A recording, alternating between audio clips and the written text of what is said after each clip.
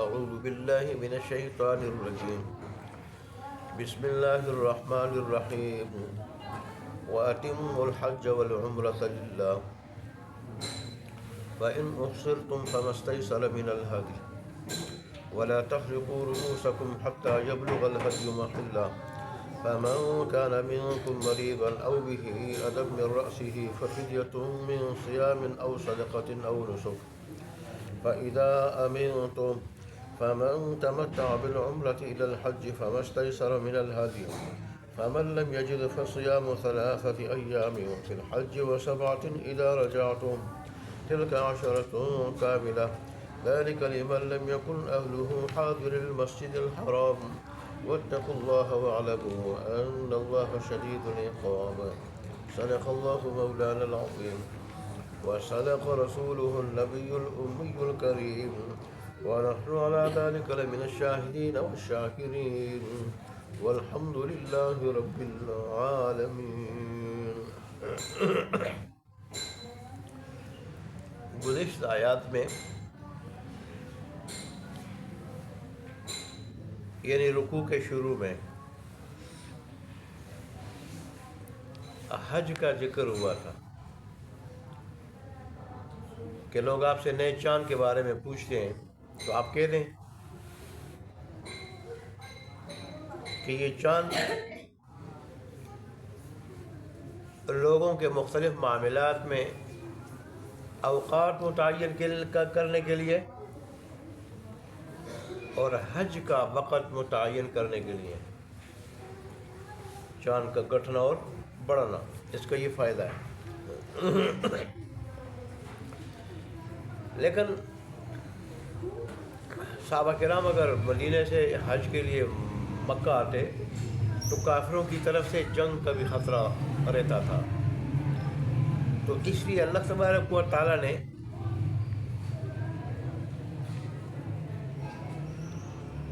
اس خطرے کی وجہ سے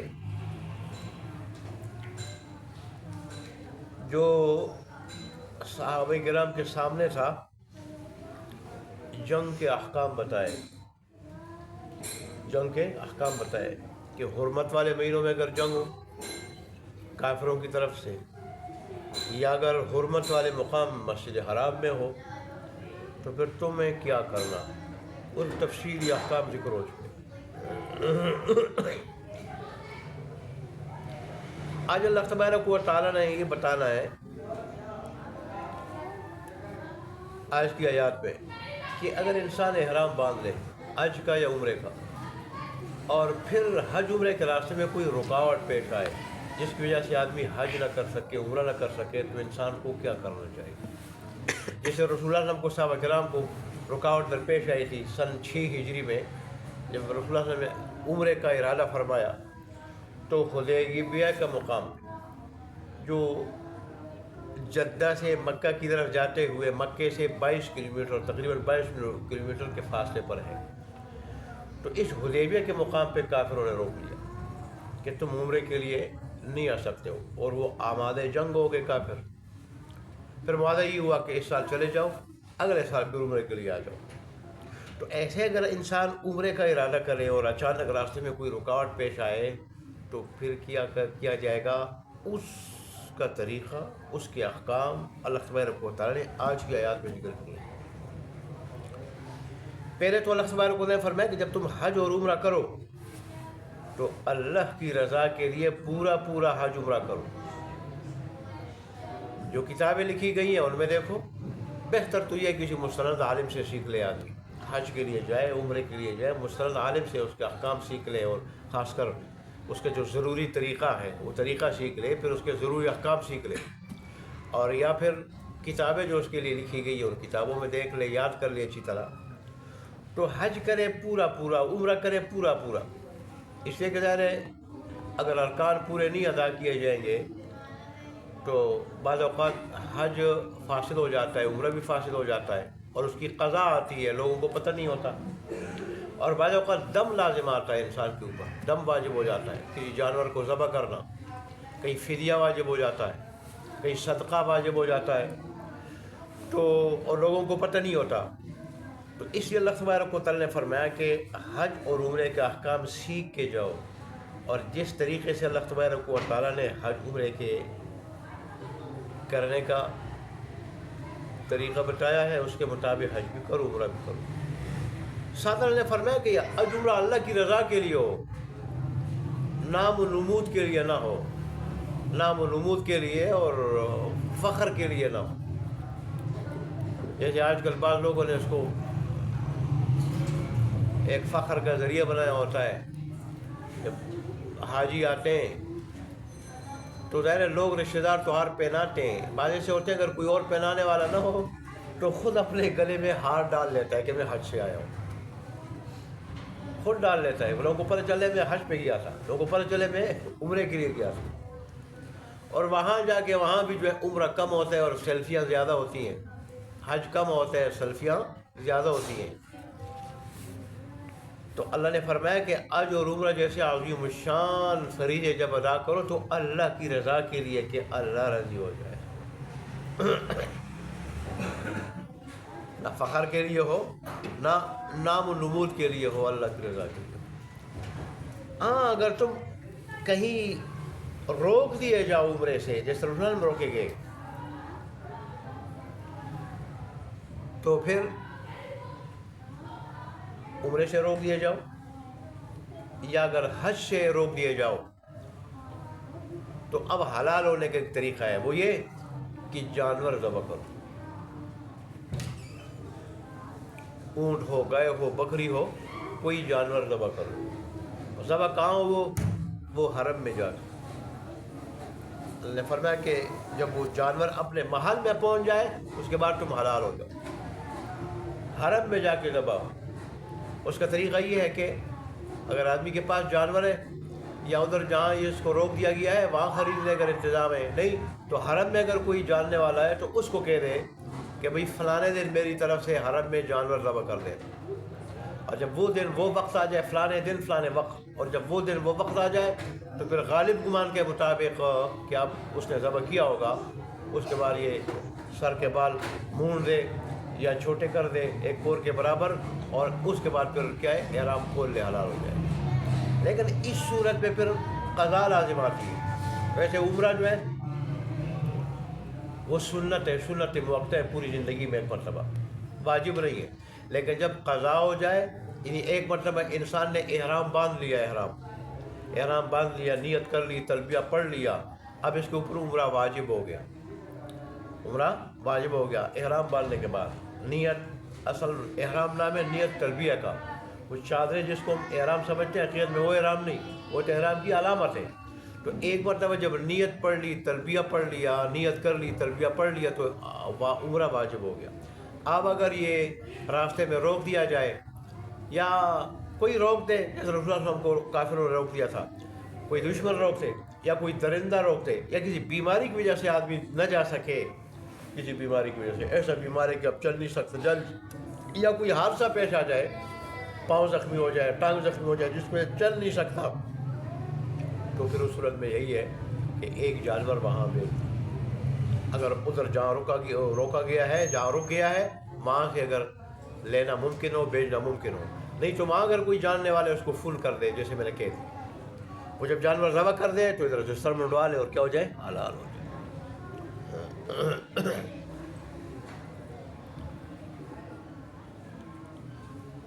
کبھی ایسا ہوتا ہے کہ آدمی احرام کی حالت میں ہوتا ہے اور وہاں پہنچ جاتا ہے عمرے کے لیے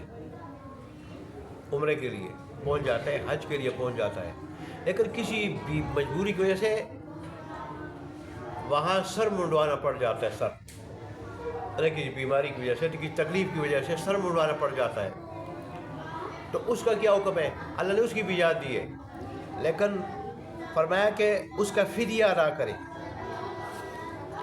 وہ فدیہ اللہ تبارک و تعالیٰ نے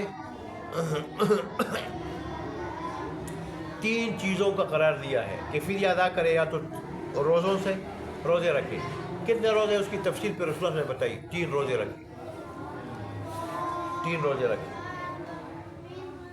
ایک آدمی اگر بیمار ہو جائے اور کسی بیماری کی وجہ سے یا سر میں مثلا جوئیں پڑ جائیں جیسے حضرت غالباً کعب بن عجرہ رضی اللہ عنہ کے بارے میں آتا ہے کہ یہ ہانڈی بنا رہے تھے اور اس کے لیے آگ جلا رہے تھے اور جوئیں جو ہے نا وہاں پیدا ہو گئی تھی، وہاں اچانک جوئیں پیدا ہو گئی تھی تو ان کے سر سے جوئیں نیچے گر رہی تھی. تو رسول اللہ نے جب دیکھا تو انہوں نے کہا کہ یہ جوئیں تو بڑے تنگ کر رہے ہیں. انہوں نے کہا جی تنگ کر رہے ہیں. رسول اللہ نے فرمایا کہ چلو بال منڈوا لو اور بال منڈوانے کے بدلے یا تو 3 روزے رکھو اور یا پھر 6 مسکینوں میں سے ہر مسکین کو صدقہ فطر کے بقدر غلہ دے دو. صدقہ فطر کے بقدر غلہ دے دو یا اس کے پیسے دے دو. اور یا پھر یہ ہے کہ اللہ نے فرمایا کہ تم بکری ذبح کرو، بکری یا مینڈا ذبح کرو. یہ جو ہے وہ 3 اس کے جو ہے وہ کیا ہے اللہ تبارک و تعالیٰ کی طرف سے یہ 3 چیزیں ہیں جو عمرے کے ارکان یا حج کے ارکان پورے کرنے سے پہلے سر منڈوا دے تو اس کے لیے پھر یہ جو ہے نا وہ 3 چیزیں جو اس کا فدیہ ہے اس کا بدلہ ہے یہ 3 چیزیں.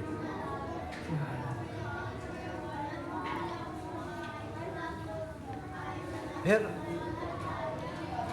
ایک قربانی تو یہاں جو ہے نا واجب ہے، انسان روک دیا جائے عمرہ نہ کر سکے حج نہ کر سکے یہاں. اور ایک اس صورت میں بھی انسان کے اوپر بطور فدیہ کے یا تو 3 روزے ہیں اور یا پھر کیا ہے 6 مسکینوں کو کھانا کھلانا ہے، ان کو صدقہ دینا ہے صدقہ فطر کے بقدر. اور یا پھر یہاں بھی جو ہے نا جانور ذبح کرنا ہے. اور ایک اور موقع پر بھی جانور کی قربانی دینا ضروری ہے جب آدمی حج تمتع یا حج قران کرے. حج کی 3 قسمیں، ایک افراد صرف حج کرے انسان ساتھ عمرہ نہ کرے، اور ایک ہے حج تمتع کہ ایک ہی سفر میں عمرہ بھی کرے حج بھی کرے، لیکن پہلے عمرہ کرے اور اس کے بعد پھر حج کرے حج کے دنوں میں. ٹھیک ہے، جاتے ہی عمرہ کرے، پھر عمرے کے ارکان سے فارغ ہو جائے، افعال سے فارغ ہو جائے تو پھر جو ہے نا وہ کیا ہو جائے سن منڈوا لے، بال منڈوا لے اور حلال ہو جائے، اور پھر حج کے دن جب آ جائے ان میں پھر حج کرے. یہ حج تمتع ہے. اور ایک یہ ہے کہ ایک ہی احرام سے نیت یہ کرے احرام کے وقت کہ میں نے جو ہے ایک ہی احرام سے حج بھی کرنا ہے عمرہ بھی کرنا ہے، ایک ہی احرام سے دونوں کام کرے اور وہاں جا کے عمرہ کی ادائیگی کے بعد حلال نہ ہونے کی نیت کرے کہ میں نے اسی احرام سے پہلے عمرہ کرنا ہے، پھر احرام میں رہ کر اسی احرام سے میں نے حج کرنا ہے. اس کو قران کہتے ہیں، حج قران، کہ آپ نے دونوں چیزوں کو جو ہے ایک احرام میں ملا دیا. تو جو حج تمتع کرے یا حج قران کرے اس کے لیے بھی قربانی کرنا واجب ہے. اس کے لیے قربانی کرنا کیا ہے واجب. البتہ حج افراد کرنے والا آدمی، اور حج افراد کون کرتا ہے؟ جو مکہ کے اندر رہنے والا ہو، حرم کے اندر رہنے والا یا میقات کے اندر رہنے والا، تو وہ حج افراد کر سکتا ہے، حج تمتع اور قران نہیں کر سکتا. اس کی وجہ یہ ہے کہ جو لوگ میقات کے اندر رہتے ہیں، ہل کہتے ہیں اس کو، ہل یعنی جو حرم سے باہر حصہ ہے اس کو ہل کہا جاتا ہے. جو حدود ہل میں رہتے ہیں، علاقہ ہل میں رہتے ہیں یا حرم کے اندر رہتے ہیں، ان کے لیے تو ساری زندگی موقع ہے، سارا سال موقع ہوتا ہے ان کے لیے کہ وہ جب بھی چاہے عمرہ کرے، سوائے حج کے چند دنوں کے جب بھی چاہے تو عمرہ کرے. البتہ میقات سے باہر سے جو لوگ آتے ہیں ان کو آفاقی کہا جاتا ہے. ایسے لوگوں کے لیے عمرے کے لیے آنا، بار بار عمرے کے لیے آنا، یہ جو آسان نہیں ہوتا. تو اس لیے جو میقات سے باہر لوگ رہتے ہیں، میقات سے باہر، تو ان کے لیے جو اجازت ہے ان کے لیے کہ وہ حج قران یا تمتع کریں.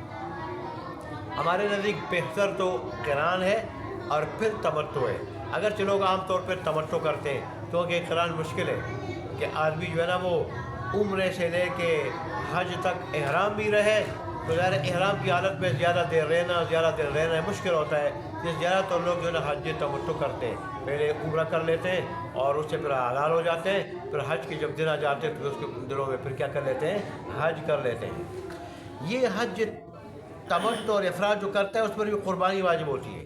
لیکن بس اوقات یہ ہوتا ہے کہ انسان کے پاس قربانی کے لیے, جس کو دم شکر کہا جاتا ہے, یہ دم شکر جو ادا کرتا ہے کہ اللہ نے ایک سفر سے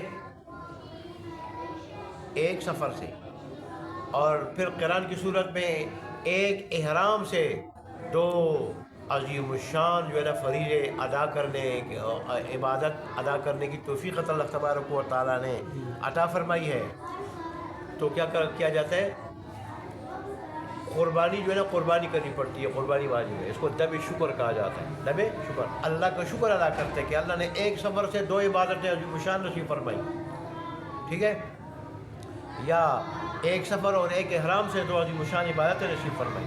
لیکن کبھی ایسا ہوتا ہے کہ آدمی کے پاس پیسہ نہیں ہوتا کہ وہ جانور خرید لے, حج کے خرچے کرنے, اخراجات کرنے کے بعد جانور خرید لے, وہ کر لے. تو اس کے لیے حکم کیا ہے؟ اس کے لیے حکم یہ ہے کہ وہ پھر روزے رکھے. پھر کیا کرے؟ روزے رکھے. روزے کتنے رکھے؟ 10 روزے رکھے, لیکن 3 وہاں حج کے دنوں میں. اور حج کے دنوں میں جو روزے یہ رکھنا ضروری ہے. اور آخری وقت اس کا 9 ذو الحج ہے کہ 9 ذو الحج تک یہ 3 روزے رکھے. اگر وہاں 3 روزے 9 ذو الحج تک نہ رکھے تو پھر یہ 7 روزے رکھنے کی بھی ضرورت نہیں, پھر دم دینا پڑتا ہے.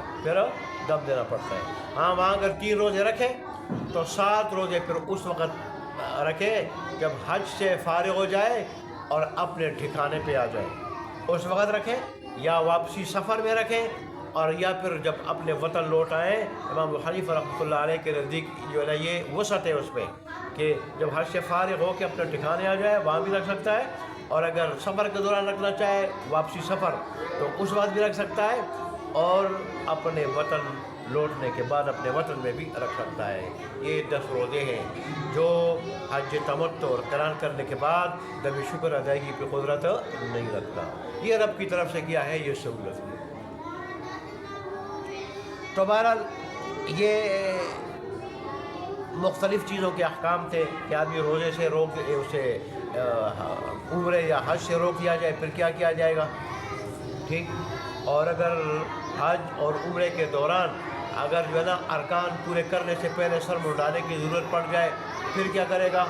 اور ایسے ایک آدمی اگر حج تمتع یا قران کرتا ہے کہ قربانی دم شکر کے پیسے نہیں رہتے, اس کے پاس پیسے نہیں ہوتے کہ قربانی کرے, دم شکر کی جو قربانی ہوتی ہے جس کو دم شکر کہا جاتا ہے, تو وہ کیا کرے, ٹھیک ہے. یہ کچھ احکام تھے آیات میں جو میں نے آپ کے سامنے ذکر کر دیے. اللہ تبارک و اللہ ہمیں عمرے کے لیے بار بار لے جائے اور ہر سال اللہ ہمیں حج بھی کرائے. اور اللہ تبارک و تعالیٰ, تو میری چاہت یہ کہ اللہ باقی زندگی ہر میں ان کی بنا دے. دیکھیں جی ترجمہ. اچھا جی,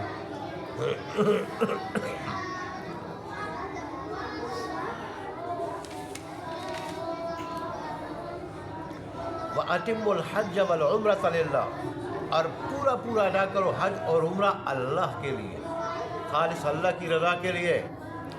فَإِنْ أُحْصِرْتُمْ, پس اگر تم روک دیا جاؤ, فَمَا اسْتَيْسَرَ مِنَ الْحَجِّ, تو جو جانور بھی تمہیں میسر ہو اس کی قربانی ادا کرو. وَلَا تَحْلِقُوا رُؤُوسَكُمْ, اور مت منڈاؤ اپنے سروں کو, یعنی حلال مت ہو, یہ حلال ہونے کی طرف اشارہ ہے. حتیٰ یبلغ الحدی محلہ, یہاں تک کہ قربانی کا جانور پہنچ جائے اپنے محل کو, اپنے ٹھکانے کو, حدود حرم.